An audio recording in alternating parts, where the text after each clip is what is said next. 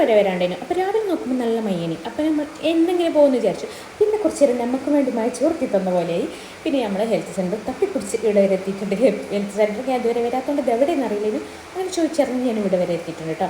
അപ്പോൾ പിന്നെ പൊന്നുണ്ണി സനുനൊക്കെ ഇവിടെ രജിസ്റ്റർ ചെയ്ത് നോക്കി. അപ്പോൾ അതെല്ലാം രജിസ്റ്റർ ചെയ്തിട്ട് പിന്നെ എനിക്ക് ഇവിടുന്ന് ഗുളിക ഉണ്ടേനു, അതിന് മേടിക്ക് വന്നതാണ്. അങ്ങനെ ഞാൻ ഗുളികയൊക്കെ വാങ്ങി. പിന്നെ നേരെ ഞാൻ പാണ്ടിക്കാട് കിട്ടും. അപ്പോൾ പാണ്ടിക്കാട് എൻ്റെ മിക്സിൻ്റെ ജാറ് കിടന്നിട്ടുണ്ടായിരുന്നു. അങ്ങനെ അത് നന്നാക്കി പിന്നെ അതിൻ്റെ മൂടി പൊട്ടിച്ചിട്ട് അങ്ങനെ ഒരു പുതിയ മൂടിയും വാങ്ങി. പിന്നെ നമുക്ക് മീൻ വാങ്ങേണ്ട ആവശ്യമുണ്ടായിരുന്നു. അപ്പോൾ മീനൊക്കെ നല്ല വിലയുണ്ട്.